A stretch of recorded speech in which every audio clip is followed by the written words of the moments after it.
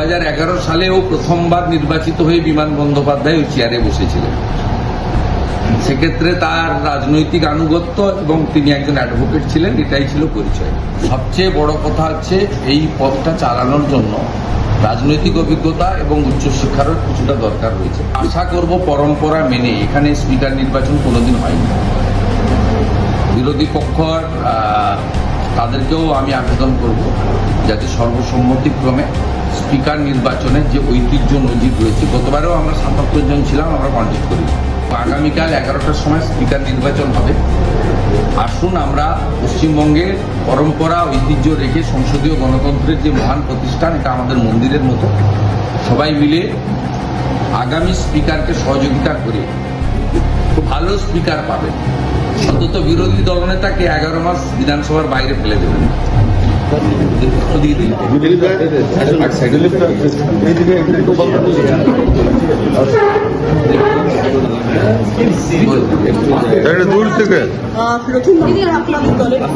আমাদের বিধায়ক দলের সবার সঙ্গে পরামর্শ করে, রাজ্য সভাপতি সহ রাজ্য পার্টির সঙ্গে পরামর্শ করে, জাতীয় সভাপতির অনুমোদন নিয়ে আমরা পার্টির অত্যন্ত বলিষ্ঠ নেতৃত্ব, আদর্শবাদী নেতা, কয়েক দশক ধরে ভারতীয় জনতা পার্টিকে তিনি সার্ভিস দিয়েছেন নিষ্ঠার সঙ্গে।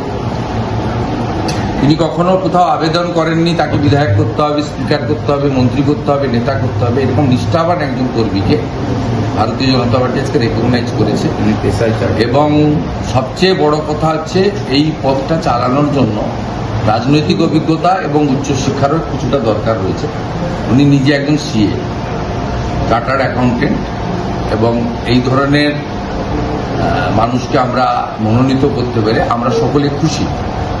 এবং উনার চালানোর ক্ষেত্রে আপনাদের সকলের সহযোগিতাও আমরা চাইব এবং আশা করব পরম্পরা মেনে এখানে স্পিকার নির্বাচন কোনোদিন হয়নি।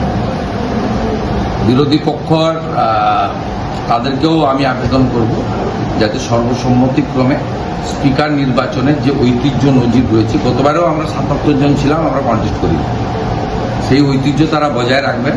এবং আগামীকাল 11টার সময় স্পিকার নির্বাচন হবে। আসুন আমরা পশ্চিমবঙ্গের পরম্পরা ঐতিহ্য রেখে সংসদীয় গণতন্ত্রের যে মহান প্রতিষ্ঠান, এটা আমাদের মন্দিরের মতো, সবাই মিলে আগামী স্পিকারকে সহযোগিতা করে একটা নতুন দিনের সূচনা করি। স্পিকারকে কি ভূমিকায় দেখতে চাইছেন? কেন আগে আপনারা সবাই দেখতে পাবেন।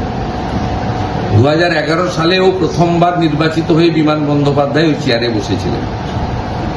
সেক্ষেত্রে তার রাজনৈতিক আনুগত্য এবং তিনি একজন অ্যাডভোকেট ছিলেন, এটাই ছিল পরিচয়। আজকেও ঠিক এই দুটো যোগ্যতার ভিত্তিতেই আমরা একে মনোনীত করেছি। তার রাজনৈতিক অভিজ্ঞতা এবং আনুগত্য, তার বিচারধারার প্রতি সমর্পণ এবং সিএ হিসেবে উচ্চশিক্ষা।